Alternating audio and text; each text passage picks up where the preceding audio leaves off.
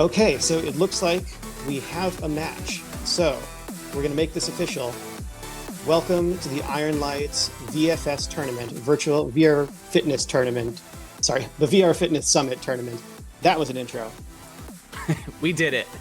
We've got RealVirtuous here with the rapier and Sync 144 with the greatsword. This is a pretty classic matchup, but we should talk about the mechanics a little bit here first. First, we've got the rapier, which does quick, fast attacks. Right now, they're attacking at ranged, so the rapier has essentially a thrust mechanic where you hold your weapon and then move it forward, and it shoots up to a series of bullets like very quickly. The greatsword has a slash ranged mechanic where it creates an absolute wave of ranged attacks. And so you can see in the when they do the melee attack, one character rushes up to the other and the game enters slow motion. And then one of the key mechanics here in Ironlights is when a blade connects, it always breaks on contact, and the player has to swing it back behind them to reload it again. And so the effect is more of like instead of pointing your sword at the other player and wiggling it around, you have to kind of find a flow, work with the physics of the weapon. You can't move too far ahead of it. And the players who sort of are able to move gracefully and take advantage of the physics are able to move the fastest and get around their opponent. Though a lot depends on what class they're playing. In this case, we have one of the fastest classes, the duelist, versus one of the slowest classes, the knight. The knight does make up for it by the fact that his sword has two hitboxes. You can see that there are two sides to the greatsword. And what that means is that defending players will actually need to block twice to completely block the greatsword's attack. So now, in this case, go ahead. The interesting thing here, the duelist has a shield, the buckler, which is being held in the left hand. And for a while there, our duelist threw away their buckler, which is kind of a power move to show like that they don't even need it. But in this case, I think they're using that on attack, trying to throw the buckler in the face of the opponent to try to make them blinded a little bit, which is an interesting strategy here. It can definitely be a very distracting thing in the middle of the match. Also, as you move forward, your weapons come forward with you. So if you throw your shield out a little bit before you blitz forward, then that might end up right in the opponent's face and you can get a hit or two in. Now, as this match progresses and starts to get a little closer to finishing, I'm getting really invested in the actual competitive who's going to win aspect of it. One of the things that's really going to determine that is the way that the players handle their energy, which is the blue bar below their health. Energy is used for both ranged and melee attacks, so it limits how long you can continue that attack. So what we're seeing here is RealVirtuous on the attack, using up that energy for a really long attack, which is more efficient, allows him to get more of that melee time in. And he's able to just get a ton of great hits in. Honestly, that was a really impressive attack. The other thing is that you can charge up that energy faster, but it incurs vulnerability, and you're limited how much you can charge up by how much health you have left. So because Sync is down to his last bits of health, he has to wait for that energy to charge up naturally. And in this attack here, he's got to do a ton of damage. Yeah, this is essentially Sync's last chance. And he's not doing quite the level of damage he needs to catch up to RealVirtuous here. So RealVirtuous is going to be in a very good position in just a second here. See, now RealVirtuous can charge up. Sync's at very low health. RealVirtuous has a good deal of energy, and I think he's going to wait for his energy to be fully charged, maybe take some pot shots at range here, and hopefully just completely finish it off. Yeah, and Sync there, he was in kind of a desperate strait, had to try to get some good damage in with that attack. Now RealVirtuous is ready to try to put the finishing touches on, and there it is, blows away Sync. This was actually an interesting result where RealVirtuous, known as Ragnoff on our Discord server, is seated lower, though both of them are established players. And so I think we could expect this to be a good match, as it was. Yeah, that was a very close match for a while. In the end, it kind of ran away. But for a good portion, they were trading shots back and forth, managing their energy really well, managing to block enough attacks to keep their health up. It'll be interesting to see round two here. Now, Sync is not out of it yet, because this is, of course, a best of 3. And the way that these work is that both the losing player is allowed to ban a class for their opponent. So if Sync doesn't want to fight against that duelist again, they can ban the duelist class. We're going to see what they chose.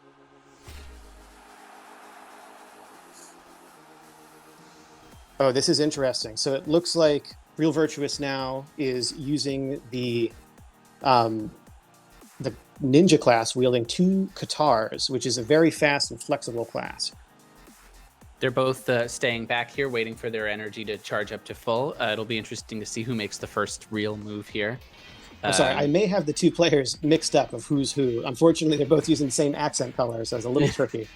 It looks like it's Sync on the Katars and RealVirtuous is staying on the rapier. Which means that Sync did not ban the rapier and believes that he can handle it, and in this first attack is going hog wild. That's really interesting. That was quite an attack, almost more than a third of the health in just the first attack. And now RealVirtuous is going to try and make up for it, but he's not getting nearly as many hits in as RealVirtuous was with the Katars. Well, the ninja actually has a nice advantage on defense as well as attack by being able to be in 2 places at once. The only class that can do that on attack as well. And when you're defending against a single blade like the rapier, it can be very effective. So it's possible that Sync was just thinking, let him be the duelist. I can handle this with the ninja. Exactly. It feels like Sync is pretty confident in his ability to handle the ninja with the Katars. Handle the duelist with the Katars. And he seems to be proving that right now. Now, the Katars do comparatively less damage to make up for the fact that you can hit with both or hit from 2 different angles. But it really appears that Sync has more than made up for that with his skill with them. That said, I'm not counting RealVirtuous out because he was able to get some really good attacks, including some headshots. And another mechanic to note for the newcomers, headshots are going to do extra damage. They get 50% more damage than usual, whereas hits to the lower body actually do 30% less damage than usual. So being able to sneak the rapier around and get those really high damage attacks means a lot. Now, once again, Sync is coming in and doing some real massive damage here. RealVirtuous is really on his back foot here. He's trying to move back and forth and get out of the way. But Sync just managed to get blow after blow. You saw the numbers popping up like crazy. It can be very hard to block a good Katar player. And, you know, some Katar players with the ninja, they're just kind of do repetitive sort of back and forth, both weapons at the same time over and over again. And I think what we're seeing from Sync is something more impressive than that, where he's kind of going in really chaotic patterns that are going to be hard to predict and harder to block. That leaves Sync now with more health, more energy. He's charging up for a big full attack to try to put an end to this. RealVirtuous really moving back and forth. You can see from this back view how much he's moving IRL all around his area, but it wasn't quite enough. Congratulations, Sync, on taking the second game here. Which means we're moving to a final round. This is really interesting, really close, and I would not be surprised after that performance if RealVirtuous was to choose to ban that ninja. That just looks like a tricky opponent to fight. Yeah, I'd be surprised. RealVirtuous didn't really have an answer for the Katars. He may choose to switch weapons instead, feel like he's confident against Katars with a separate weapon, but I think we're likely to see Katars be banned in this third match. And it looks like I just saw on the chat, RealVirtuous, aka Ragnolf, says he's banning the ninja. So we're going to have to see something new from Sync. And we know that the rapier is available for RealVirtuous. So it looks like the third match is a duelist mirror match.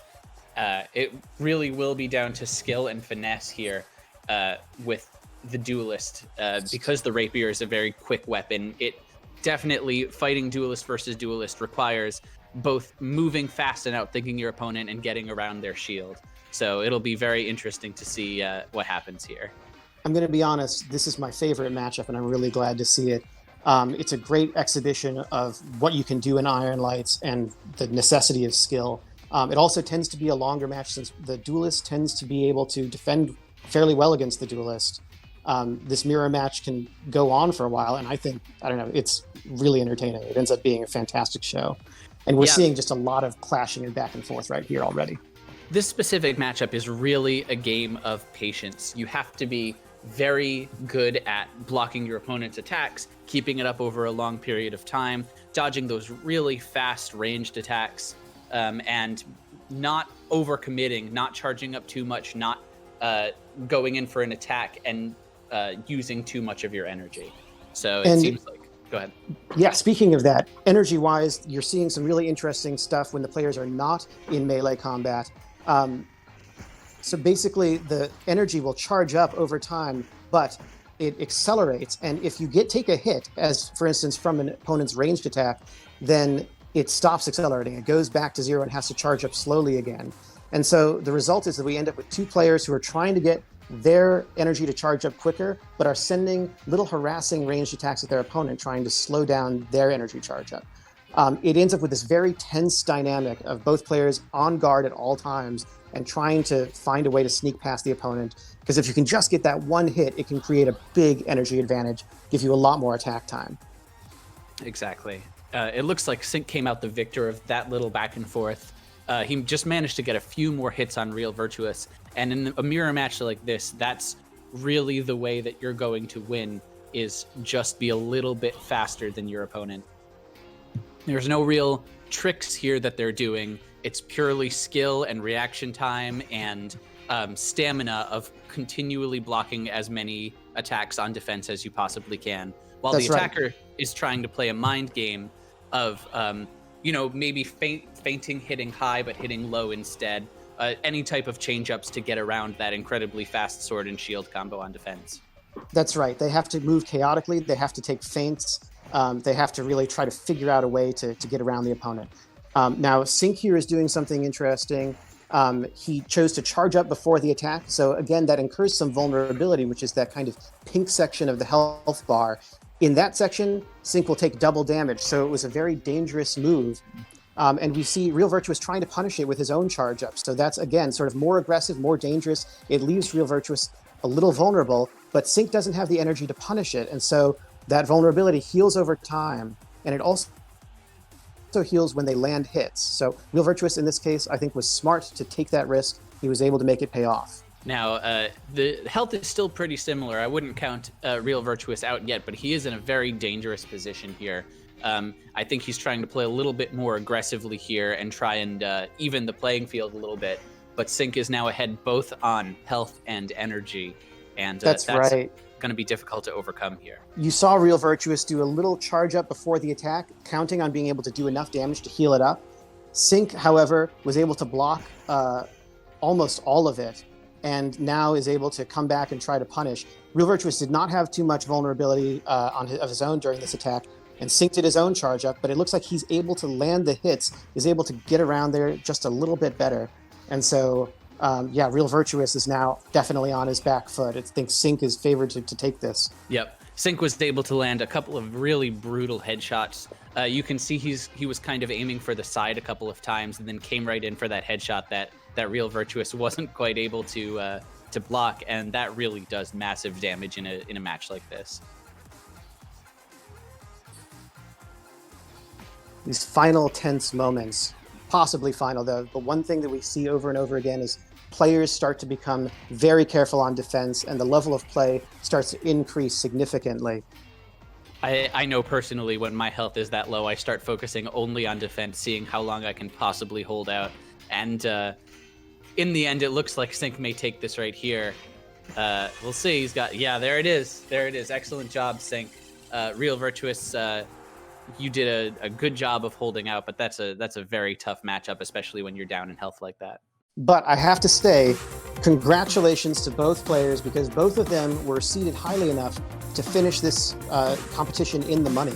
So RealVirtuous, although Sync was able to take that, RealVirtuous is coming out of this with a $20 prize as part of that $500 prize pool that is this tournament. So it looks like we're hopping into another match now between Blatman and Awwyeah. We've got Blatman on the left of your screen there with the great sword, which we saw before, and Awwyeah with the newest weapon, the scythe. This is actually a matchup I haven't seen personally too much before, and it's a very interesting one. The great sword has that double hitbox that we talked about before, but the scythe is very long. That blade, it's harder to see in 2D, but in first person, in VR, it is absolutely enormous. and it can come in from some very weird angles because of the shape of it. And so the combination of the greatsword being slow and having to block these strange angles is quite an interesting thing we're seeing here. So Awwyeah is coming in with a really aggressive attack. The scythe does a ton of damage, and he's doing something that has been called by the community harvesting, going back and forth using the speed bonus that the scythe has when you're cutting along with the blade, and able to get enormous amounts of damage. And as Jeff said, the shape of the scythe can make it so difficult to block against. Now, the greatsword can also defend with that double hitbox, so essentially it has 2 defenses before it has to recharge, but the speed of that scythe doing the harvesting motion seems to be quite a lot for Blatman to handle here. And of course, the players didn't know what they'd be facing when they were choosing their class to begin with. The knight can be very tricky to block the scythe, but it does have the advantage of having those 2 hitboxes that both have to be blocked, as well as some great damage. So what we're seeing here is Blatman is able to do a pretty long attack, and Awwyeah is defending with a shield section on the handle of the scythe, but that can get whittled down with damage over time, and once it gets too small, it's less effective, and Blatman was able to get some serious damage. Now, Blatman coming in again for another attack. Awwyeah taking some serious damage there. You can see how much he was trying to duck and dodge to not have to use his shield as much as possible, because defending Scythe is actually a relatively slow weapon. And this is actually really interesting. Blatman had the advantage on attack for a bit there, and Awwyeah has a huge energy advantage and was trying to really capitalize on that, but wasn't able to put it away. That means that it's actually a really even fight at this point. I think a lot of it's going to come down to how well Awwyeah is able to block these attacks coming from Blatman. Blatman just did an absolutely amazing series of dodges to block most of those scythe blows, and he's actually doing it again. You can see how little damage he's taking, even though Awwyeah was going as fast as he possibly could. And I think this is the disadvantage possible to doing that harvesting mechanic. Oh wow, my gosh. What an excellent...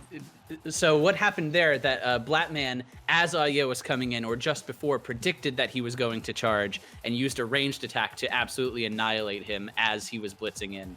That especially damaging because Awwyeah charged up beforehand, incurring that vulnerability, taking double damage on every single one of those shots. That was a really fantastic prediction from Blatman. Come from behind win there.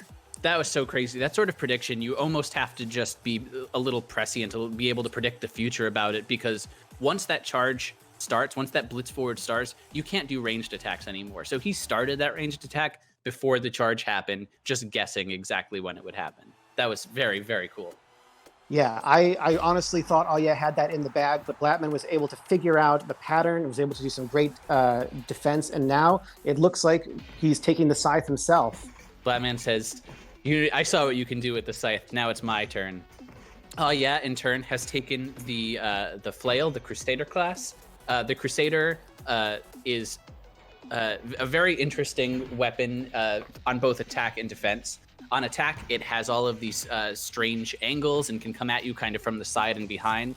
On defense, it's very terrible, though, and so we have given the Crusader a large shield to make up for the fact that it is nearly impossible to block many hits with the flail ball. Now, there is an advanced mechanic, though, that Awwyeah is going to try to use to his advantage, which is when that shield gets whittled down, it can be recharged if you block with the flail on defense. We'll see if he's able to pull that off. Right now, he's on the attack, trying to do those chaotic, fast attacks with the flail. And Blatman might not have been expecting to see the Crusader come up against him. The shield with on the scythe can be very difficult to predict and be able to get those hits. Yep, now we've got Blatman coming in. Looks like he is really just doing some crazy damage with the scythe here. He got at least 3 or 4 headshots in a row just there. You could see numbers coming up 600 plus damage at a time, and just completely annihilated Awwyeah's health. That's that scythe getting the headshots. It's can be incredible. It really is, and this has sort of become a little bit more of a one-sided match here, but we'll see. Blatman was behind before in the last match and managed to come back, so I am not counting Awwyeah out at all yet. Absolutely not. And yeah, the Crusader can be very effective on defense. Awwyeah has been able to get around that shield using the shape of the scythe to be able to come around those corners, but it really depends on what happens in the individual attacks here. It's going to be all down to player skill. You can see for Awwyeah, as he starts his blitz, he's trying to keep his flail spinning so that he keeps the momentum as the attack goes on, or in this case, as the defense goes on. You can see as he's trying to defend, he's holding out his shield, but he's also swinging his flail around and around because, oh, well, that's the end of the match. Blatman finishes it off right there. That was sudden. He really can do a lot of damage very quickly. I'm impressed. Yep. Now that was an interesting match. Awwyeah actually is definitely one of our best players. We've seen him win one of our minor league championships, and he competes in the major league. So I don't know. That is definitely very impressive. And from Blatman, it was not what I would have predicted. But congratulations to him, and congratulations also to Awwyeah, who is finishing in the money with that $20 prize. And the stakes are just going to be increasing as we move up to higher rounds. We've got Blatman, who just won his last match that we saw against Rocket 135. It'll be interesting to see how Rocket holds up. Rocket won his last match against Simply, so both players having won at least one match here. We'll see where it goes from here. We saw Blatman in the last round with that amazing come from behind win, but Rocket did just beat Simply You, who's one of our champion players, who has a top rank in the public ranking system. So he is one to watch out for. Yeah, this is going to be a very interesting match. Blatman comes out just as we saw last time with the greatsword, the knight to begin with, while Rocket takes on the flail. Now we saw. Let's just see how this starts out. Looks like Blatman overcoming the slowness of his greatsword by trying to move back and forth and dodge the flail's attacks. Rocket's still getting some real good damage in here for an opening volley. Now that flail can be very chaotic and very quick on the attack, but because it's based on momentum and sort of a free-floating flail ball, it can be a little more predictable. So if Blatman is able to watch and predict where it's going, even though his sword is relatively slow, it's possible to defend against it. So it looks like he is on a super aggressive attack, and Rocket is actually able to do some great dodging of his own, even against that giant sword. His shield is whittled down significantly, but the attack is over, so I feel like Rocket's got to be happy with where he's at. Now, whittling down the shield can be a strategy for the greatsword here. If that shield gets whittled down, it means that he has the potential to do a lot more damage later on, and you can see that even that shorter attack definitely did some more damage with the smaller Rocket's shield. Looking to punish. He does a quick charge up to get some fast energy and is planning on healing that with a fast attack, getting some damage on Blatman. Which he does excellently here. He's healed all of his vulnerability and done significant damage to Blatman in the meantime. We know that Blatman is on the top of his game from that previous match, but it looks like Rocket is able to keep this in hand. Interestingly, we're not seeing a ton of ranged attacks, except for those last two little harassing attacks from Rocket. Blatman is going in for an attack without too much energy to his name, trying to take advantage of the smaller shield before it fully recharges. But it looks like he's not able to get that much damage in and is now back down to 0, where Rocket has more health and full energy bar. Yeah, and you can see that Rocket actually dodged most of those last attacks, so didn't take much shield damage at all. This is going to be very difficult for Blatman here. You can see Rocket keeping his hands close to his body, using his wrists to get those kind of quick flicking attacks, and it's able to make it very fast, very chaotic, and hard for Blatman to defend. Even though he's had some great defense early in the match, he's definitely on his back foot now. A lot of times in these sort of matches, you can see the players sort of getting to know the other players and learning their strategy and ways to work around it, even within one single match here. And you can definitely see that with Rocket, and one of the reasons that makes Rocket so good is that he's really able to adapt his strategy, even within a match, to what the other player is doing. Yeah, it's incredible. Matches, they take 2 to 3 minutes on average, but even over the course of that short time, you can usually see players adapting their strategies, figuring out how to attack each other, get around those defenses, and block the opponent. And yeah, Rocket is able to handle those defenses with an almost full shield, and then come in for a punishing counterattack. He's got to be feeling good about his position here. Yeah, there's not too much Blatman can do in this situation. And we'll see what he does to respond Ooh, came in with a low attack, trying to dodge the ranged attack and get a couple hits in. But again, Rocket just blocking every single attack. What an excellent defense there. Now, he took one last little attack at the end there, which did count, end his fast energy charge up and put that back down to a slower charge up. But in the end, it doesn't matter. Rocket just runs away with this one. What an excellent, especially defense there by Rocket. Fantastic job. Now, of course, round of 3, and the loser gets to ban a class after each loss, which means Blatman, if he chooses, can get rid of that Crusader for Rocket, or he can choose to allow Rocket to keep the Crusader and possibly face it again while trying to pick some class that he believes will counter it.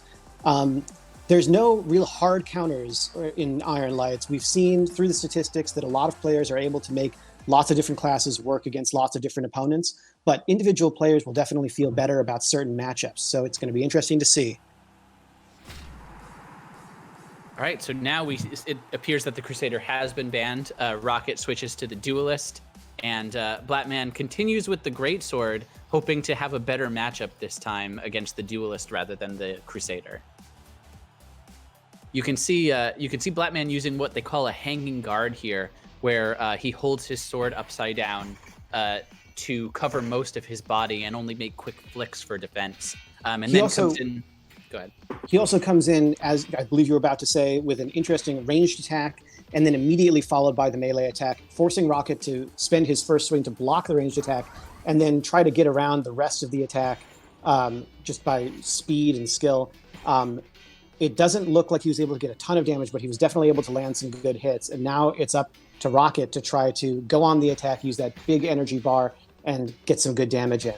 Blatman making some very good back and forth dodges here, using his sword, moving it as little as possible to make those defenses when he can't dodge. Does a really good job. This is a very even fight so far. Yeah, and I think good on Blatman for being able to defend well. Most people would consider the Knight to have the offensive advantage in this case, because on defense, you can move so much slower than the Rapier that Rocket's equipped with. It's really going to matter whether he can get past that shield that Rocket is using to augment his defense, whittle it down, and try to get in some of those big headshots. Now, you can see that actually in that case, Rocket's shield was down to almost nothing, and so almost all of those blocks and dodges were without shield, what is usually a major disadvantage for the Duelist, but it seemed to really be no problem for Rocket there. That was so impressive. I am always surprised when we see these competitive tournaments when players are really going at their best, the level of skill that comes out. And I've seen a fair number of Ironlights matches now, but it always surprises me what players are able to pull out. Some of those dodges were just amazing. Blatman able to keep it pretty even though Rocket has a slight advantage. Yeah, Rocket's defense has given him a slight advantage, but less than you might expect, because Blatman has been definitely keeping the pressure on. Right now, trading volleys back and forth with a little ranged attack, and then Blatman coming in trying to get a little bit of damage here on Rocket. Blatman seems to have taken the lead in health, but now he's down in energy. So Rocket charges up very briefly, gets a little vulnerability that he'll probably make back here, and really starts attacking Blatman. Again, this looks like it's going to come out pretty even at the end of this volley. Though Rocket is keeping a consistent but very small lead is what we're seeing, I think. Yeah, agreed. So Blatman is going to have to turn this around in some way. Rocket is being smart, though. Not only is he able to keep that lead after the back and forth, but he's using little charge-ups to try to get advantages and do a slightly bigger attack. Blatman, interestingly there, chose to retreat before he ran out of energy so he can come in for another quick attack, try to surprise Rocket, and he is able to land an attack, but it's not enough to balance things out. You know, it's so funny because we have all of these interesting mechanics and ways to sort of strategize about how you use energy and how you attack and when to attack. But at the end of the day, in really close matches like this, it just comes down to who is the better duelist, who can move their weapon better, who can get around the defenses better. And that's absolutely right. That's simply what we're seeing here, is that Blatman is putting up quite a fight, but Rocket just seems to be slightly better at getting those hits in, and in the end, that's what really matters. And I'll be honest, after seeing Blatman's amazing performance in the last match, I would have favored him in this. But Rocket is now surprising me with the level of skill he's showing here. And, I joke that I made a bunch of strategy games before I worked on Ironlights and then accidentally turned Ironlights into a strategy game as well. But I think we're seeing something more akin to athleticism from Rocket with his incredible dodges and just the really fast, smart attacks. He's able to pull it off, and he's able to use that strategic layer to his advantage too. And he puts it away. Yeah, he puts it away. What an excellent job by Rocket there. What an excellent defense by Blatman. He was seated pretty low in this tournament and managed to have a couple of really amazing victories to get to that round. So congratulations, Blatman.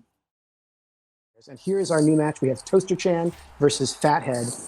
It looks like this is the final of our round 3 matches to determine who's going to make it into the semifinals. And looks like we've got Toaster-chan going with the Duelist here, and F.A.T.H.E.A.D going with the Scythe. This will be interesting because, again, the Duelist is very fast, has lots of options for blocking, but the Scythe has those really interesting angles that it can come around the sides and the top from. Now, the Scythe, unlike, say, the Greatsword, has only the one blade on attack, which means that Toaster-chan is able to block that with either the rapier or the buckler, the shield that's in the left hand. And Toaster was able to come in, blocked almost all of the attacks from F.A.T.H.E.A.D, and then got a great amount of damage in with just those really fast rapier attacks. F.A.T.H.E.A.D might have a very hard time defending this match. Agreed. You could see F.A.T.H.E.A.D trying to get really low to the ground there to block some of the attacks, maybe make himself a smaller target. It seems to have only worked marginally. Now, in the meantime, Toaster-chan seems like he's doing a very good job of blocking the Scythe attacks coming in. Yeah, I have been so impressed with the defense there. Toaster-chan also starts off this attack with a little bit of a charge up. Now, again, that incurs vulnerability, but one of the advanced mechanics here is that every amount of damage that you do heals a little bit of that vulnerability, which means that you can safely do a little charge up to get some extra energy. And then as long as you're sure that you can do some damage, that heals over the course of the attack. So we're seeing Toaster-chan try to do that again. Incur a little bit of vulnerability, but immediately get it back by dealing damage. It's just basically free energy at that point. So Toaster is really using those strategic choices to his advantage. Now, F.A.T.H.E.A.D again trying to come in low, do those underneath sweeps to get some low blows with the Scythe there. Toaster-chan once again dodging back and forth, blocking almost every hit. This seems like it's becoming a one-sided match here. F.A.T.H.E.A.D again going low, which in some ways makes your target a little bit smaller, a little bit harder to hit, but it also loses your mobility because most likely he's actually physically crouching down there, which allows you to move back and forth a little bit less. Absolutely. With VR esports like this, you have to keep in mind the actual physical aspects of it, including matters of stamina. Even though the players are officially in slow motion during these attacks, they tend to be moving around quite a lot, and you really build up a sweat when you're playing this game. Now, both F.A.T.H.E.A.D and Toaster-chan have been doing a lot of charge up and leaving some vulnerability.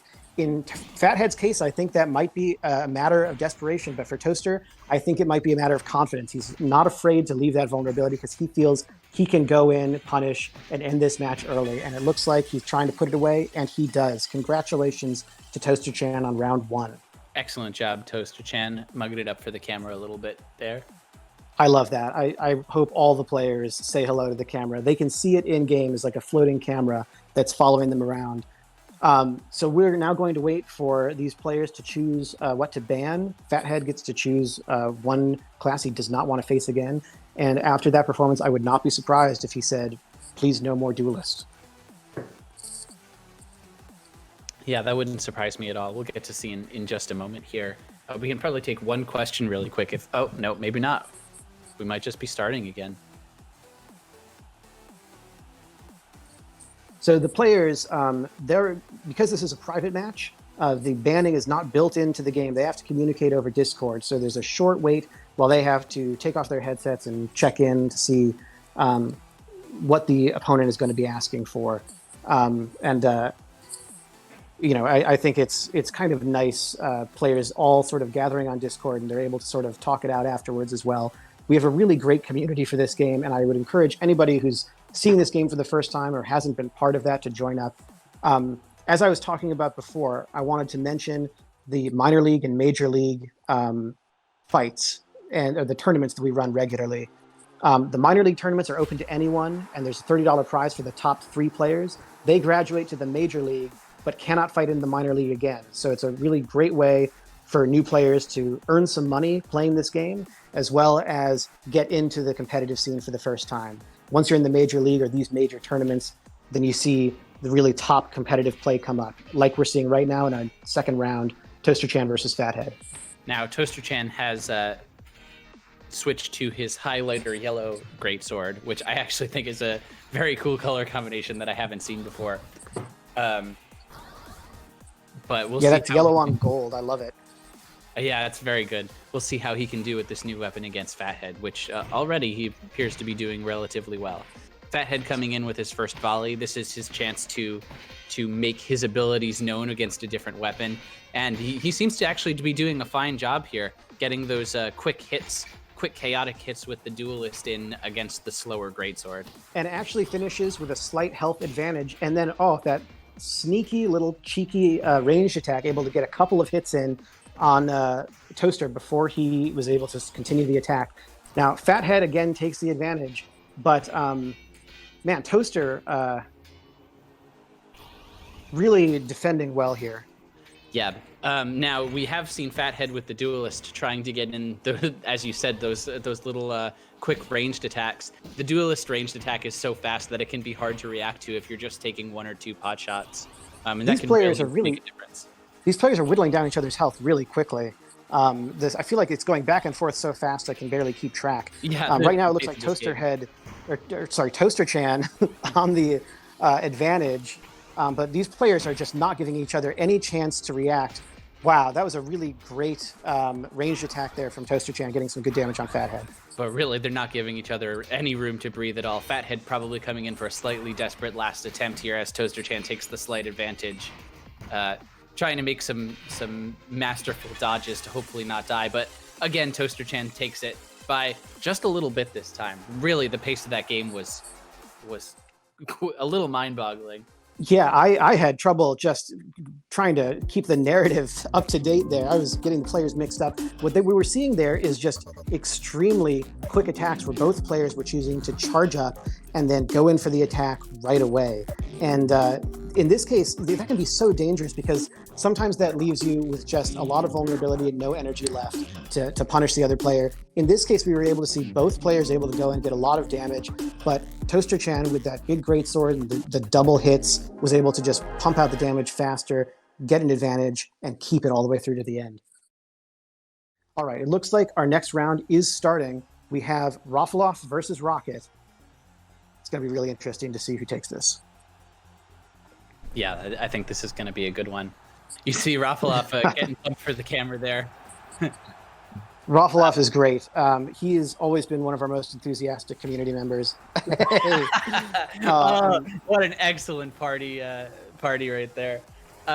So we've got Rocket with the duelist and Roffleoffe with the greatsword. Again, a pretty classic combination that we've seen a few times already. We'll see how these excellent players handle this matchup. And it looks like of all of the different combinations of armors and helms, they've chosen the same ones. That's the jousting helm on the gallant armor. I'm just thankful they picked different colors. Okay, Roffleoffe starting off on an attack, getting very aggressive, probably hoping to whittle down that buckler a little bit, but is able to actually get some real hits in. I'll come back to him in just a sec. We'll see how Rocket attacks here. Rocket doing some interesting moves with his rapier here, trying to come in from the side, come in straight for some stabbing type attacks. Those sorts of attacks, it's always good to try and get change-ups because the greatsword is a little bit slower and harder to react to, weird stuff coming at you. Now, on the other hand, Roffleoffe comes in, and you'll notice he's doing sort of these flowy whirlwind attacks and taking advantage of the fact that it doesn't lose too much momentum if you keep the flow of the weapon, of the greatsword specifically. So it can take a slow weapon and turn it to, I would say medium speed, not quite fast, but definitely, able to swing around and get maybe a couple more hits in. I think Rocket might think it's fast because, man, Roffleoffe is really spinning that thing well. If you cut through the air as opposed to fanning with the flat of the blade, you can get better speed on that greatsword. Rocket, though, is not taking this lying down, comes in for those great chaotic attacks and is sending those quick little ranged attacks to try to harass the opponent. Roffleoffe, though, is giving as good as he gets and is just not going to let up, not going to give Rocket any time to rest here. Roffleoffe hamming it up for the camera a little bit again, getting down on the ground and pretending he was afraid of the attack. But again, comes in with just a crazy series of sweeping whirlwind blows, and Rocket really seems to be on his back foot here. Looks like Roffleoffe dropped the sword for a second there. Yeah. Rocket, though, is not going to let him get away with goofing off and is going to come in to punish. Is able to heal most of his vulnerability in that attack, which is a really great move.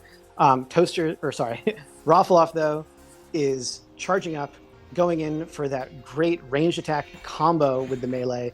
Is going to try to overwhelm Rocket with just a series, too much that he can block at once. Rocket gets out of there by the skin of his teeth with one hit left, but then a series of really back and forth jerky motions sends that ranged attack in a really strange combination. And Rocket just couldn't quite keep up with that. That was so interesting because Roffleoffe, he's using the greatsword, which is designed for sort of long, sweeping attacks that come out in like a line, and he's able to sort of spin it around in such a way that it just comes out as like a blast of energy. Oh man, he's now dancing around with the flail as Crusader.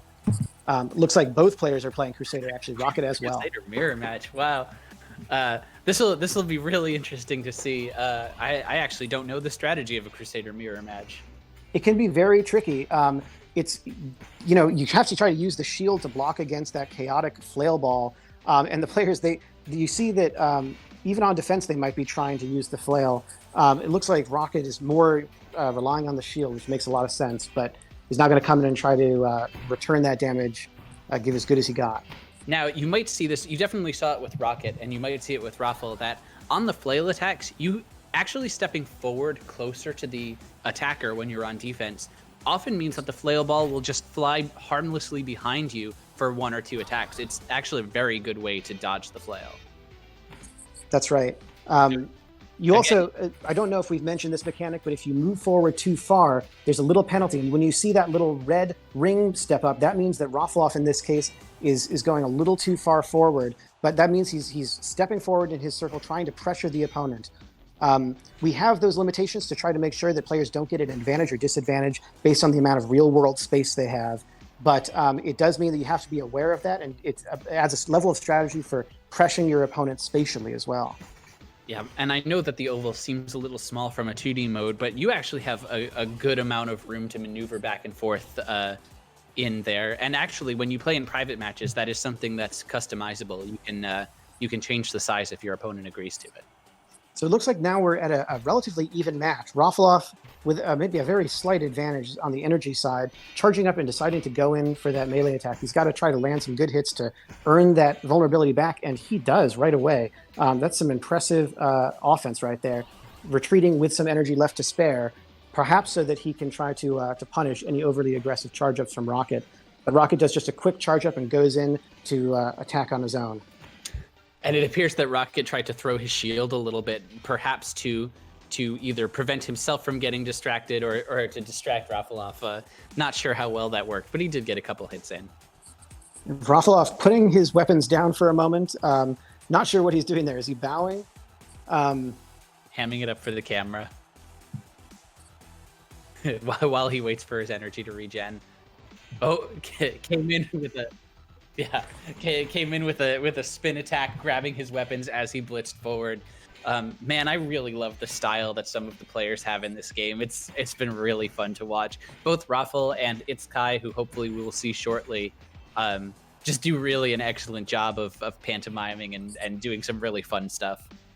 And we are hoping to going to be showing more of that in the future. We have some features that will be coming out in future patches that allow for even more expression and sort of manipulation, IK to control the animation of the body, etc.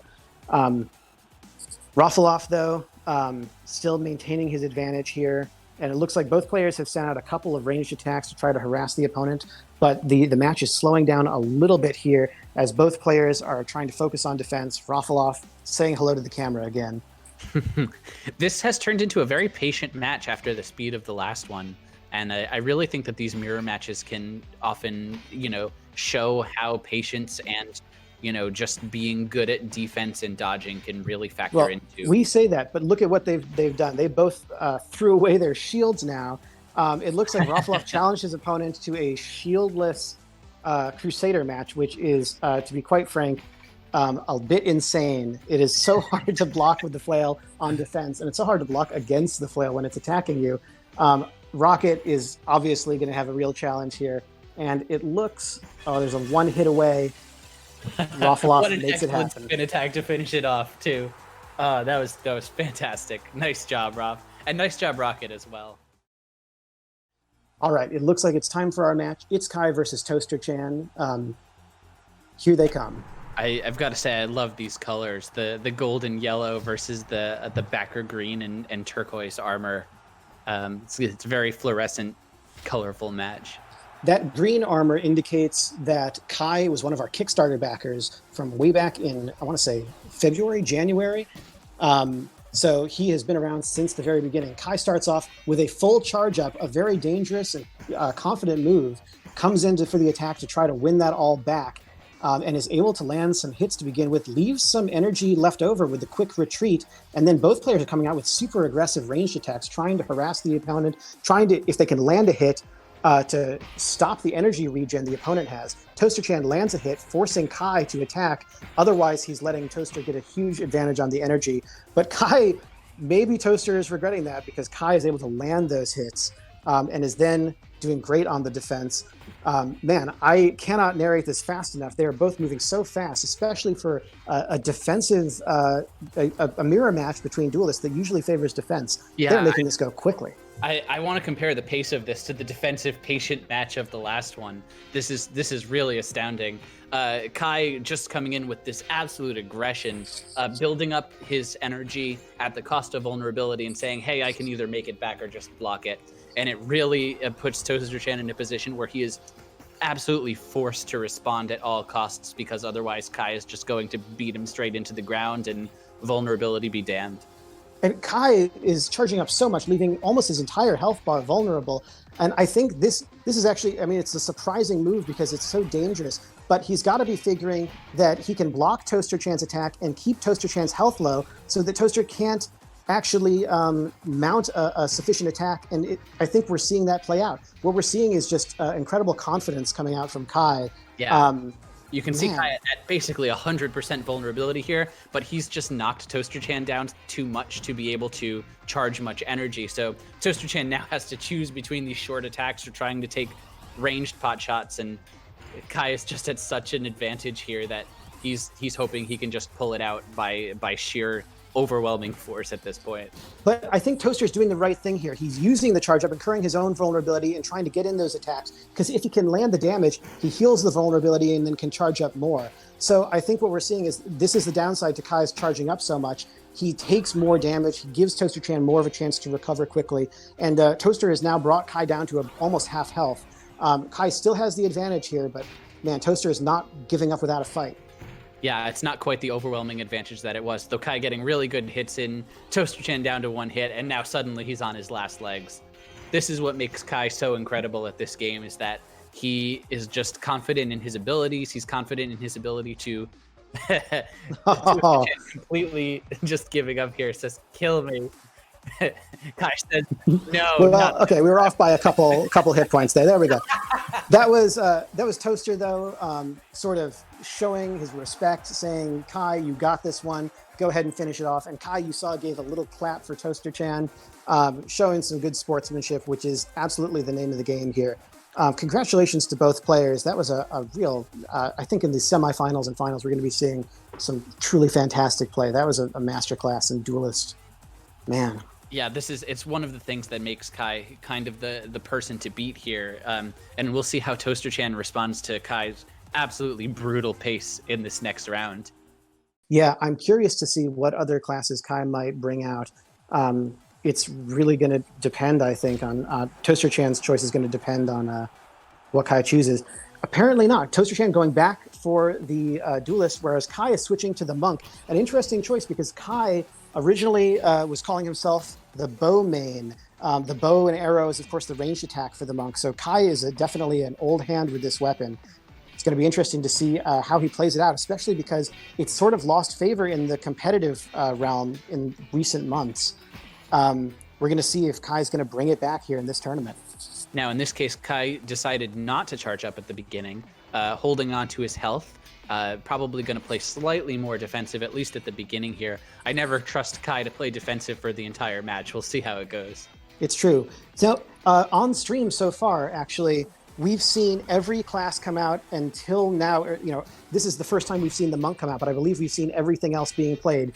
Kai starting off on the back foot here, taking a good amount of damage, whereas Toaster, even against those very quick spinning attacks from Kai, is able to do some really great skillful defense and land those big hits, headshots with vulnerability on Kai, getting more than double damage there. Now, you can see Kai doing these blink and you'll miss it bow shots. He's just really incredible at very accurately and very quickly pulling off these bow shots, but Toaster actually doing a great job of blocking them. Those can be hard because they do come at you fast. It's got to be why Kai calls himself a bow main. And the advantage there is, like with any of these ranged attacks, if you can land those hits, you can prevent your opponent from building up energy, from being able to get that energy accelerating. And so both players are going to be trying to harass the others. And it looks like, we're getting into this kind of energy management, strategic level harassment duel at range. But Kai decides he's taken a hit, he's lost his energy regen, he might as well go in for the ranged or for the melee attack. Now Toaster-chan pressing his advantage in being able to get around the monk blocks and do some massive damage. He waited until he had some energy, blocked most of Kai's attacks, and really came in for a huge advantage here. Kai coming in for a desperate last-ditch effort. And now I am honestly surprised, even considering the sort of lack of favor that the monk has seen. Toaster just did a fantastic job here. I am stunned at the level of damage he was able to output and is able to take down Kai, leaving... We just had a little breakdown in the stream there. Hopefully you guys are still with us here. So it sounds though like we are still live. We'll see if we can get that back from Proxima, but otherwise we'll follow along on the Twitch stream. And let's see, we've got the second round starting with It's Kai versus Toaster-chan. Proximo, don't worry, we got that back. Kai now back on the duelist. It's another duelist mirror match. Interestingly, it sounds like, based on that, neither player chose to ban the duelist. That is so interesting. And it looks like they have thrown away their bucklers for a no-shield fencing duel. That is super interesting. Yeah, agreed. This is going to be really interesting. It seems like it may be just them having fun. I mean, both of these players just like absolutely pleasure in just playing the game, and I personally love no buckler duels, mirror matches like this. In this case, it's going to totally come down to skill with the rapier, how well you can dodge, how well you can block the sword attacks. It's a really fun match. Yeah, it tends to be super fast-paced. When you can't use the shield to block, it just feels like a straight-up fast-paced sword fight. It's probably one of the more skill-oriented matchups. But the really fascinating thing here that it's obvious to the folks who've played the game, but maybe not to newcomers.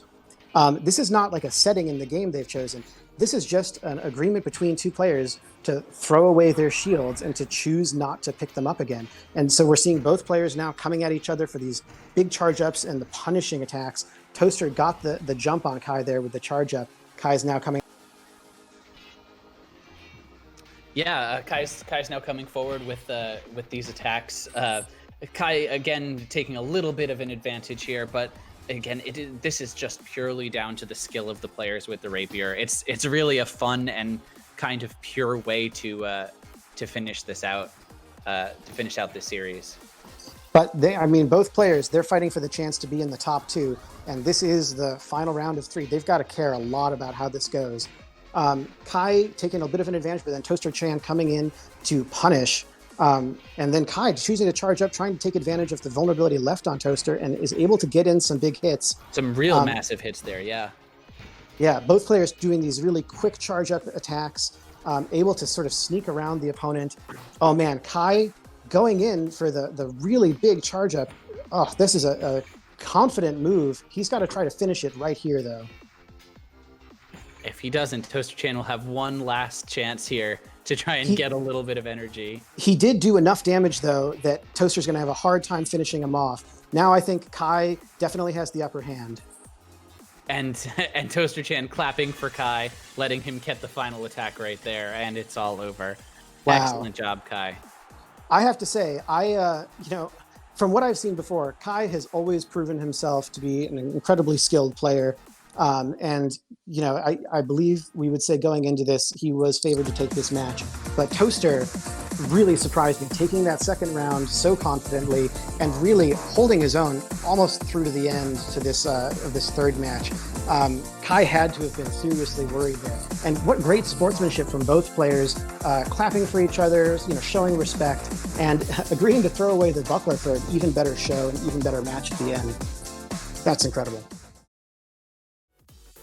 Okay, so it looks like we are almost ready to start our third place match. The players have joined the game and are starting to pick their classes.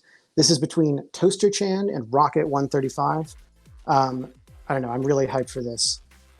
We've been seeing some really fantastic play, and I think, there's a difference between sort of casual play, even if you're just, you're fighting for like the rankings in game, versus this kind of high stakes for the money fighting. We see a new level of skill come out, a new level of competition. So here it is, our third place match, Rocket and Toaster. Yeah, this is great. As you were saying, I think this causes people... Here we go with Rocket walking right up to Toaster, probably to shake hands. Oh, he moved back now. But what I was going to say is in these matches, you really see a level of moving around in athleticism that you won't see in a regular match, because when there's money on it, it really forces you to use your space and your athleticism to the fullest. And not even, don't even compare it to a non-VR game where, people are sitting down at a keyboard. The level of action involved here is beyond compare. So we are doing this as part of the VR Fitness Summit. There's a reason for that. And there's a reason we had to give these players a break before this third place match. So Rocket coming out as the Crusader with the flail for a big attack on Toaster. Toaster is able to use the shield that's built into the handle of the scythe to get some good blocks, but also takes a significant amount of damage here. And now he's coming in with the scythe, doing a little bit of, do we call it harvesting? That's the term I've heard, yeah. Yeah, harvesting, bringing the scythe back and forth to try and get some damage from multiple different angles here. But again, Rocket doing a really good job of blocking those attacks with his shield. Yes, and Toaster might have been trying to sort of whittle down the shield there, get it shrunk as it takes damage, but it looks like it's still mostly intact. So Toaster probably feels good about the position he's in right now. There's a little charge up to go in on the attack again.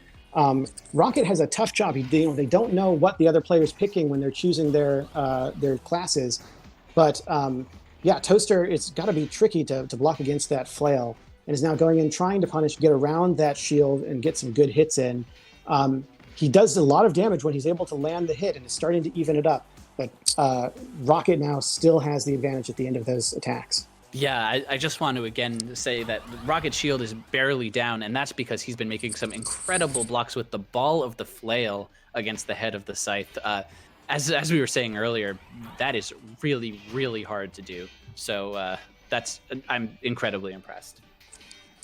Yeah, that is a level of skill that you will not see from many players. These might be at least among the top players in the world at this point for Ironlights.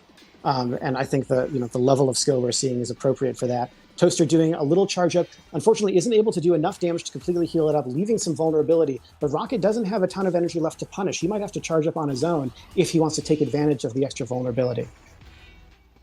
Yeah, exactly. Now, you can actually see what Rocket's trying to do with his shield there is block his head, not take the extra damage from headshots, and try to block the rest with the ball of his flail, doing a pretty good job of it. And he's keeping that slight advantage now, though it's a little bit more narrow than before. Toaster Chan still playing more aggressively, doing more charge-ups, is able to get some really great headshots there. Maybe Rocket should have been keeping his shield up more in the way that you described. But it's tricky because if you keep the shield in one place, then the opponent can adapt to that in real time and can get free hits elsewhere. Toaster's doing some really great big swipes, able to sort of use the momentum and the physics on that scythe to get the bigger hits in. And on defense, it really seems like Toaster has started to get the hang of blocking Rocket's flail. Again, this is just us talking about kind of the meta mind game, even within a single match, of learning what your opponent's doing and adapting to it. And that's something that really separates the good players from the great ones. Yeah, there's nothing quite like that. There's no single player mode that can compare to another player actively adapting to your strategy. And that's why even over the course of one match, even over the course of just this match, we have seen the players changing their strategies and becoming more effective on defense as they see what their opponent is able to put out. I also wanted to call out an interesting strategy from Toaster-chan. He's using the Scythe's ranged attack sometimes before he goes in for the melee to try to get it to arrive simultaneously with him. He didn't do it in this last attack, but a couple times he's done that, and that can distract the opponent or get in a couple of free hits with a bit of extra damage. So that's a clever move from Toaster. He's still got a slight advantage here, but Rocket is going to try to change that right now. Yep. I don't think we talked about the Scythe ranged attack, so let's talk about that for a second. The Scythe ranged attack is an attack where you hold down the trigger and it sends a little jet of energy off to the side and then can attack from sort of a separate angle, so from way off to the side. It's hard to keep an eye both on the attack and a melee attack if they're coming in at the same time. And so we've seen Toaster using that to be able to get that attack coming from a different angle that he's coming in from, and he's able to get it to arrive at the same time that he does. It's like getting two simultaneous attacks at once. And there he did it right there just now. Yep, we're getting to the end of the match here. Both of them very low on health. Rocket down to perhaps one hit. This is going to be probably Toaster-chan's attempt to finish this off. Rocket tries to do a dodge, but doesn't quite make it. And that's the end of the match. Nice job, Toaster celebrating. Congratulations, both players. That was a very close match. And, I love talking about the sort of the strategic angles, but the truth is, for all of the strategy that's involved, in the end, it's going to come down to being able to land those hits. And we did see Toaster using the advantage of that huge Scythe blade, able to land the hits and finish it off, just sneaking around the defense. So now we're seeing Rocket keeping the flail and shield for the Crusader, whereas Toaster has to switch from the Reaper, wielding the Scythe, to the Duelist. Reaper to Rapier, it's an interesting changeover. Yeah, tripped me up for a second there.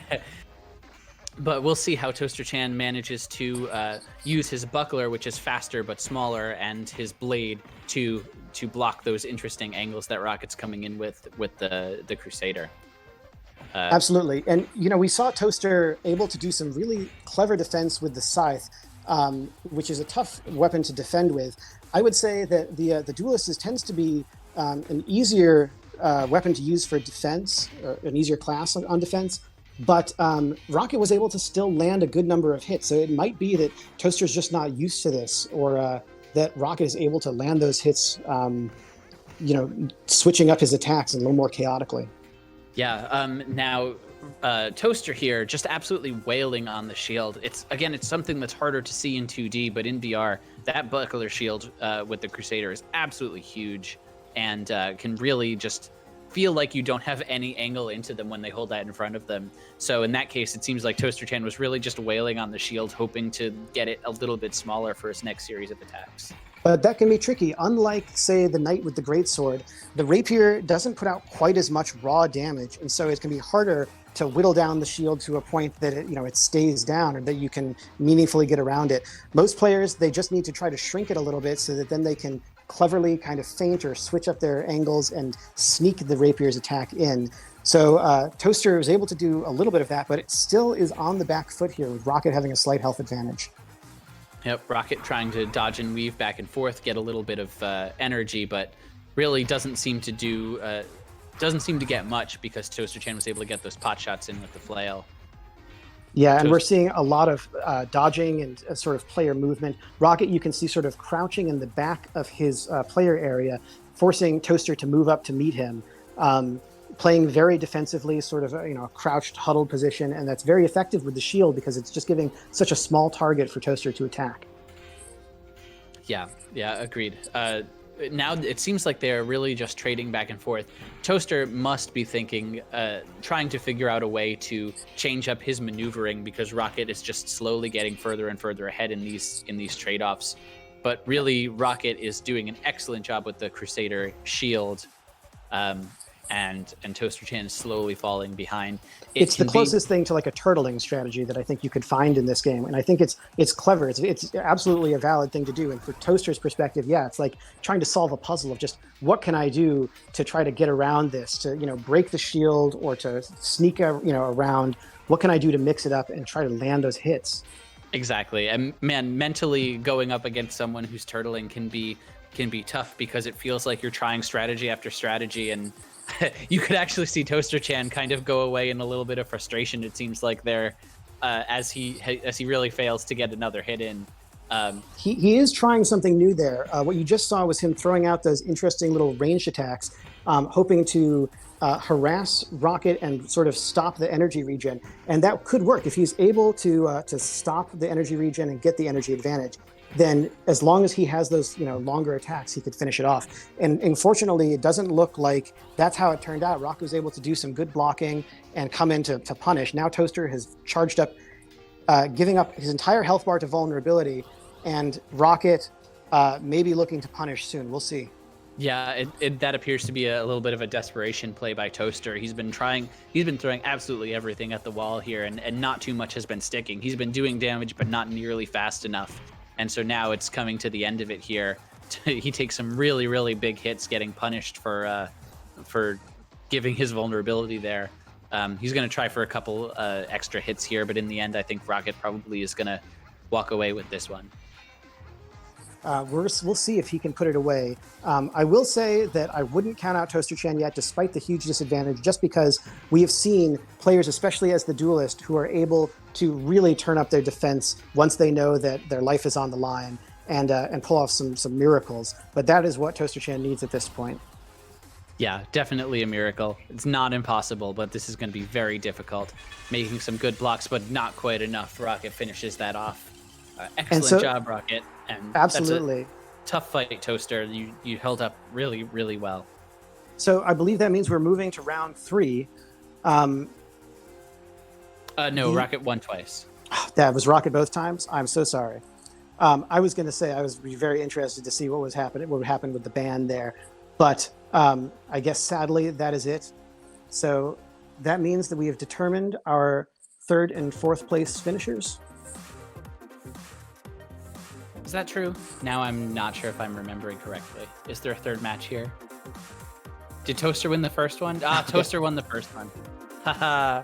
All right, then I take back my apology. Okay. Yes, apologies for my goldfish memory. No problem. So yeah, the interesting thing there, I think, is Rocket using the Crusader in both of those previous matches to very good effect in the last one. And so, yeah, I believe what happened there is the ban came for the Crusader, forcing Rocket to try out the Duelist. And so we end up with another one of these beautiful Duelist versus Duelist mirror matches where we're going to see the fencing skill come out with these quick little rapiers. It's funny how the last round has often come down to these Duelist mirror matches. And each one has felt very different. And once again, the players have entered into a gentleman's agreement to throw their bucklers away and just use their swords. I think that is something that you see more commonly among these top level players. At this point, they all know each other from the Discord. They've fought each other before. And it's just really interesting that, I think they all enjoy these mirror matches with no shield, where it's just about the clash of the swords. Yeah, it really is bringing this game into kind of its most pure form. A single sword, no double hitboxes, no weird mind games, but lots of interesting play in terms of just skill and dodging and trying to read your opponent and see what they're doing. So Toaster Chan there has been doing a lot of quick little ranged attacks, keeping his opponent from building up the energy. And Rocket, I think, saw that happening and decided he had to go in for the melee attack to try to return the favor. Toaster Chan, though, building up an energy advantage and is now going to look to capitalize on it. Yep. Toaster Chan now very slightly ahead in health. Rocket far from out of it. Rocket is going to try and dodge and block these ranged attacks to keep his energy charging up at a fast rate. They're both trying to take pot shots at each other because, again, if they land a hit, it kills their energy regen speed. And Toaster Chan did take a hit here. While you look at the incredible pace that Rocket's energy is returning, suddenly he has a huge advantage in energy, and he's hoping to make up that health deficit right now. And just to speak from a game design perspective real quick, that is really the purpose of the ranged attacks. It's to make it so that you can never rest when you're waiting for that energy to recharge. You know, we can't, the game, it can't be melee all the time, but when you're apart, it results in this interesting tension where you can't just rest. You can't wait. Even if the opponent's not throwing a ranged attack, you know they could at any moment. And it really matters, especially the longer that time waits, the longer that wait goes on, because you need that energy to accelerate if you're going to get the advantage. So the match has gotten a little bit closer as Rocket has been able to punish a little bit on Toaster Chan, get that big energy advantage earlier, but Toaster still has a slight advantage here, at least on health. Once again, though, Rocket dodging and blocking all of those ranged attacks, and so getting his energy back faster and faster. Now he's coming in to do another melee attack to take advantage of that. And suddenly you find him in the lead in health by a little bit. And this has got to be one of the most even matches that we've seen so far. Rocket definitely behind for a bit at the beginning here. Toaster, though, took some of those hits in those little ranged duels and now is on his back foot, though is punishing Rocket pretty well with these hits. Again, it's always going to come down to just managing to get your blade past the other players. It's a real battle of skill. This could not be more of a neck-and-neck finish here. It's really going to be down to 1 or 2 blows. Toaster at basically no health. He can try and block these. We'll see if he can. He blocks. Oh, he blocked every attack but the last one, and Rocket pulled it out. Rocket was on his way back. The attack had ended. It had to be that one last hit or he was going to be in some serious trouble, but he was just able to land it. After losing that first round, Rocket comes from behind, takes 3rd place. Tower 4th place finish is still nothing to sneeze at. That is a really great showing for both players. 4th place for Toaster Chan is now finishing at $40 prize. 3rd place for Rocket at $50. But that, of course, was just the fight for the bronze medal. Now it's time to go to our finals to determine the 1st and 2nd place between F.A.T.H.E.A.D and Roffleoffe as soon as those guys are ready. Here it is, ladies and gentlemen. It is our final match for the 1st and 2nd place between F.A.T.H.E.A.D and Roffleoffe. We're seeing F.A.T.H.E.A.D is going to be in the green and teal. Roffleoffe is there in the gold and blue. And this is it. This is for all the marbles. And for the pride of winning, we have the greatsword for the knight on Roffleoffe. Kai is coming out with the Crusader with the flail and shield. Let's see what happens. This is going to be a really interesting match. Kai going forward with yet another weapon that we haven't seen him use yet. And Roffleoffe sort of goofing off at the beginning, but then quickly grabs his sword and is able to block those ranged attacks. Kai coming out with the quick charge up and attack, getting a little bit of damage, but then Roffleoffe is going to come in to punish. Kai, once again, really looking to set the pace of this game by starting with an attack, a quick attack right away. Roffleoffe gets a real big headshot in there, but he only ends up slightly ahead on health, and Kai has a bunch of energy with which to do whatever he wants, and usually the answer to whatever he wants is melee attack. And you know what? I think Kai actually might be playing some 4th dimensional chess here, playing a couple steps ahead, because by charging up early on, he baited out a big attack from Roffleoffe, trying to take out his vulnerability. Roffleoffe then uses up all of his energy. Kai charges up more, knowing that Roffleoffe is going to have a harder time punishing him. Roffleoffe charges up to try to punish, using the only thing he can do. But Kai is again right there with the energy he saved up that he didn't use up to get the jump on him and punish him with some big hits to the vulnerability. So Kai, the levels of strategy here are a little mind-boggling. That said, Roffleoffe is holding his own. Yeah, Roffleoffe may have had a disadvantage in the mind game at the beginning, but he's making up with it with pure skill of that greatsword, going in with some really interesting angles to try and keep pace with Kai. Again, he also got that psychic, prescient ranged attack when Kai was coming in for the attack. So he was able to get some good damage there. Kai only with a slight advantage, but Roffleoffe with the energy advantage. It's an even match so far. Totally even. And again, these are potentially 2 of, if not the 2 best Ironlights players in the world right now. And so this is just a real treat to watch. Kai charging up again, knowing that Roffleoffe doesn't have energy to punish, but he's got to make use of that. He's got to get some hits in so that he can heal that vulnerability before Roffleoffe can punish him. And he does. He's able to get in. Roffleoffe trying to block, but it is a tough thing to do with the greatsword. That is a big but slow weapon. Yep. Roffleoffe, again, keeping pace with Kai, charging up, trying to bait something out potentially, but then or just doing the coming exact same thing Kai was doing, charging up while Kai doesn't have the energy yet to punish him. And it now has to come in and really get some big hits of his own when Kai doesn't have vulnerability. It looks like he's landing them, though. Kai's shield is down to like half size or less. So, man, both players really trying to get big damage and showing a lot of vulnerability. Kai doing huge damage now on Roffleoffe since Roffleoffe had to charge up. Both players, I think, are now trying to just put an end to it as quickly as they can, being super aggressive. Yep.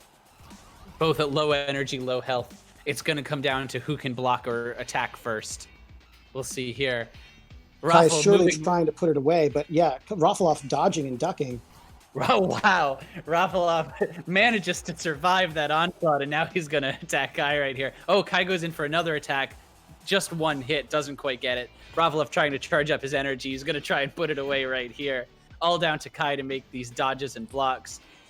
But he's able to. It looks like the thing there is during that time when they were charging up energy, Kai was also recharging his shield, which means he was able to pull off the block, come in for the attack after that, and put that round away. What a close match. Kai takes round one, spikes the shield. Oh, man. And we see Roffleoffe giving a little bow and showing respect. Man, these players have faced each other before, and they know what they're up against, but goodness, that was a close match.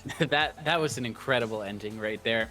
And it really goes to show that even at the end of those matches, it doesn't necessarily have to be a patience game. If you want to put on the pressure and just keep charging forward with little quick attacks, you totally can, and it's effective. Whew. Man, I'm like out of breath just trying to talk about what happened there. You need to recover from that. Yeah, so Kai taking round one. Roffleoffe, of course, gets to choose a ban here, but Kai, though he chose Crusader, and we've seen him play Crusader a few times, I know that he has shown a lot of skill with a lot of different classes, so he has a pretty deep roster, so to speak, here. Looks like they have both chosen their next class, so we're going to see what comes out. Looks like Kai is on the Reaper, wielding the Scythe, whereas we have, interestingly, Roffleoffe wielding the Monk's Staff, which is usually Kai's trademark. Kai coming out as he did before with a quick charge up and a quick attack, leaving a little bit of energy left over so that he can come in and punish Roffleoffe when he charges up, and it pays off. Yeah, man, that's the thing here is banning weapons is difficult because both of these players are good with multiple, if not all of the different weapons. And so banning one just means you're going to get brutalized by a different one. It's interesting that this is just a completely different match than we saw last time with both of them picking new weapons. It'll be interesting to hear later about what their mind games were with this setup. Absolutely, and both of them with these long staff kind of weapons. Roffleoffe really doing some amazing damage up there with the melee attack and evening things out quickly. I don't know if I've seen someone attacking that fast before and getting so many hits in, but it is tricky to block with that Scythe. I was going to say, the amount of hits that he's getting in with the staff is actually kind of mind-boggling to me right now because it's just faster than I've ever really seen anyone attack before and be that effective with it.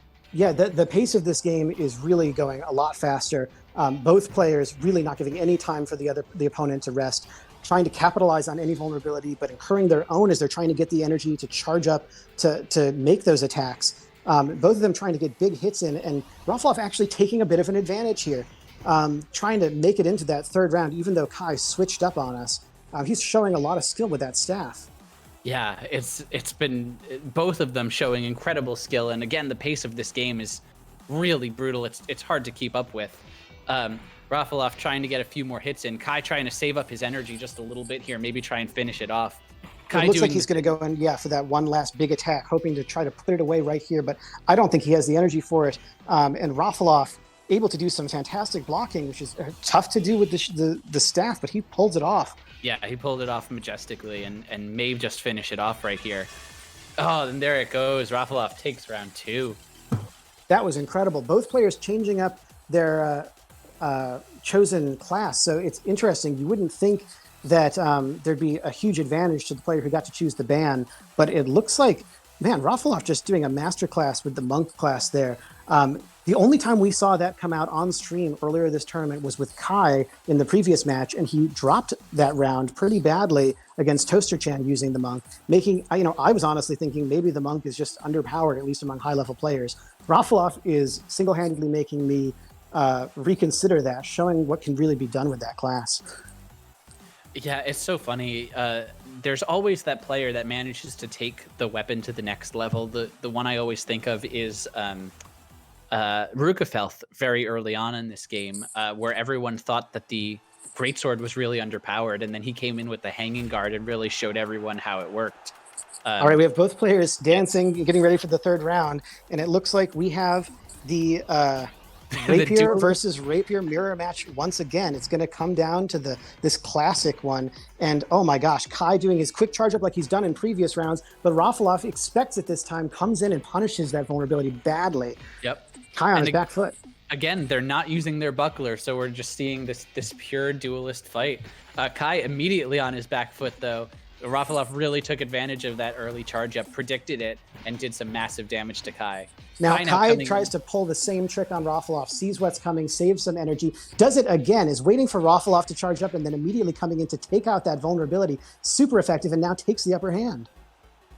Roffleoffe, though, has a little bit of an energy advantage here. He's kind of waiting for it to recharge, maybe trying to bait Kai into doing a little charge, but in the end, he's just going to use the energy to do as much damage as he can right here, get back his vulnerability, and pull out a little bit of health advantage on Kai again. So there's different strategies that can be used on defense. I think we're seeing a technique that's very similar to the hanging guard that's often used on the knight for Kai, as opposed to trying to sort of mirror your opponent's moves. But they're both really showing a lot of skill. Kai doing a pretty respectable defense, and then saving up energy to kind of come in and attack. He's going to try to punish here and even things out. But it looks like Roffleoffe just barely holding on to an advantage here. Yeah, Roffleoffe now at a little bit of an energy advantage, but Kai really using those quick charges to get just 1 or 2 hits in and throw Roffleoffe off his game a little bit. Roffleoffe, again, trying to play a little patient here, get a little bit more energy and come in for potentially a longer attack, get his vulnerability back. Kai, again, using the hanging guard to block a lot of that damage. So mixed success. Roffleoffe a little bit ahead on health, but he's also got that bit of vulnerability that Kai's going to try and take advantage of here. I think it was quite a successful defense, actually, from Kai. Yeah. Only let a few hits through, but then he charges up big time to try to punish Roffleoffe's vulnerability. Roffleoffe doesn't have the energy right now to punish that, but Kai still left with a significant chunk of vulnerability. He's going to take double damage in that section, and Roffleoffe gets at least one big 500 damage shot.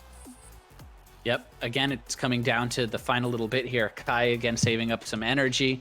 Roffleoffe coming in for a 1 or 2 hit attack. Gets a big headshot there. And Kai's going to try and, again, come in and punish that, get it back to even at the very least. And it looks like he's doing it. He's landing some serious hits. He's getting around that rapier. It's so fast, and even in slow-mo, it's almost hard to follow. And Kai is really punishing, almost able to put the entire game away. But now Roffle's going to try and even it out here. Once again, we're just at an incredibly close end of match. Can Roffle make these blocks? No, and that's the end of it for Kai. He wins by a hair. That was an incredibly close match. So much back and forth. Roffleoffe really had the advantage for most of that, and Kai playing so carefully at the end there, able to do a couple of just really great melee attacks where he landed so many hits. And again, that's just all about the skill of knowing the weapon, being able to use the physics in your favor and slip it around the opponent, be unpredictable. It's what Ironlights is all about. And what a showcase of skill. Both of their abilities to switch between playing these incredibly aggro, fast-paced fights to suddenly, just for a brief period, stepping back and letting their energy recharge and play defensively.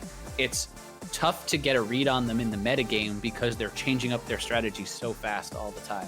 Yeah, absolutely. And that kind of like fast evolving metagame where it's changing over the course of inside a single game, that is just so good. I feel like this is everything that I wanted Ironlights esports to be. So I think the final thing that we have to say on this is an enormous congratulations to all of our competitors. Yes. Roffleoffe, that was a truly incredible final match. And then, of course, enormous congrats to Kai, showing us why he's our Major League champ right now, pulling out the win, taking #1.